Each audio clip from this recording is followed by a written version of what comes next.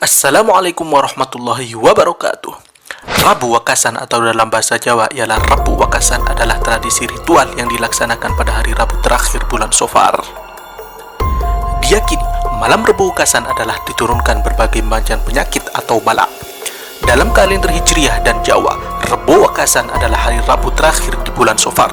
Tidak sedikit masyarakat yang melakukan hal-hal yang tidak biasa sebagaimana hari-hari lainnya. Mulai dari bersedekah, sholat sunnah, makan-makan, hingga minum air rendaman kertas yang ditulis khusus dengan huruf Arab atau jimat.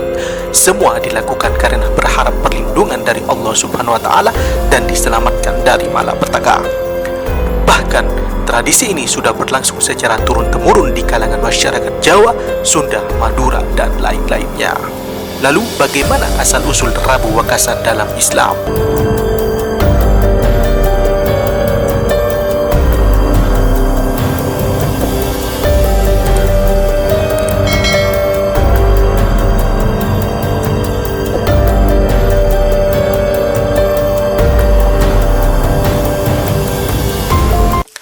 Rabu Wakasan atau dalam istilah Jawa Rabu Wakasan adalah tradisi ritual yang dilaksanakan pada hari Rabu terakhir di bulan Safar guna memohon perlindungan kepada Allah Subhanahu wa Ta'ala dari berbagai macam malapetaka atau bala yang akan terjadi pada hari tersebut.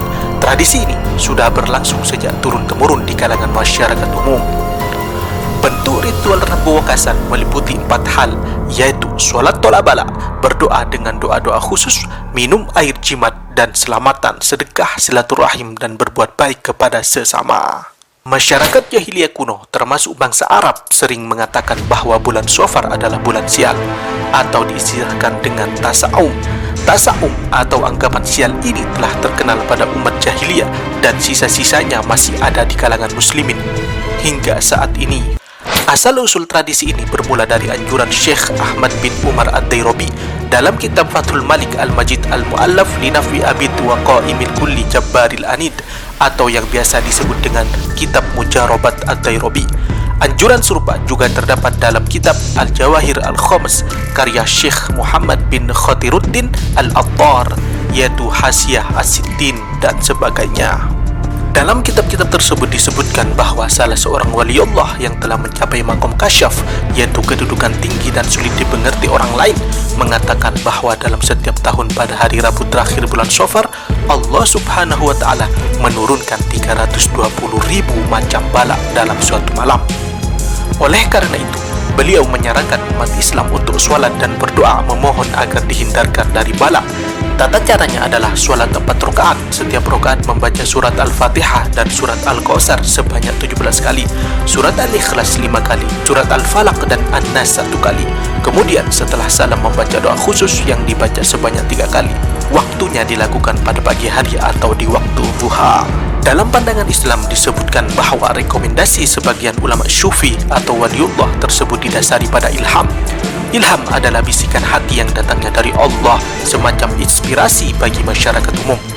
Menurut mayoritas ulama usul fikih, ilham tidak dapat menjadi dasar hukum. Ilham tidak bisa melahirkan hukum wajib, sunnah, makruh, mubah, atau haram. Jadi, anjuran beliau-beliau tidak mengikat karena tidak berkaitan dengan hukum syariat. Ilham yang diterima seorang wali tidak boleh diamalkan oleh orang lain, apalagi oleh orang awam, sebelum dicocokkan dengan Al-Quran dan hadis. Jika sesuai dengan Al-Quran dan hadis, maka ilham tersebut dapat dipastikan kebenarannya. Jika bertentangan, maka ilham tersebut harus ditinggalkan. Abu Hurairah radhiyallahu anhu pernah berkata, Rasulullah shallallahu alaihi bersabda, tidak ada wabah yang menyebar dengan sendirinya tanpa kehendak Allah. Tidak pula ramalan sial, tidak pula burung hantu, dan juga tidak ada kesialan pada bulan Safar. Menghindarlah dari penyakit kusta sebagaimana engkau menghindari singa. Hadis riwayat Bukhari dan Muslim. Ungkapan hadis la adwa atau tidak ada penularan penyakit itu bermaksud meluruskan keyakinan golongan jahiliyah, karena pada masa itu mereka meyakini bahwa penyakit itu dapat menular dengan sendirinya tanpa bersandar pada ketentuan dari takdir Allah. Sakit atau sehat, musibah atau selamat, semua kembali kepada kehendak Allah. Penularan hanyalah sebuah sarana berjalannya takdir Allah. Namun, walaupun keseluruhannya kembali kepada Allah, bukan semata-mata sebab penularan, manusia tetap wajib untuk ikhtiar dan berusaha agar terhindar dari segala musibah. Sebagai sebagaimana dinyatakan dalam hadis di atas, itulah yang ditiadakan oleh Rasulullah SAW, dan ini menunjukkan akan wajibnya bertawakal kepada Allah, memiliki tekad yang benar agar orang yang kecewa tidak melemah dihadapkan kepada perkara-perkara tersebut. Wallahu a'lam bishawab. Wassalamualaikum warahmatullahi wabarakatuh.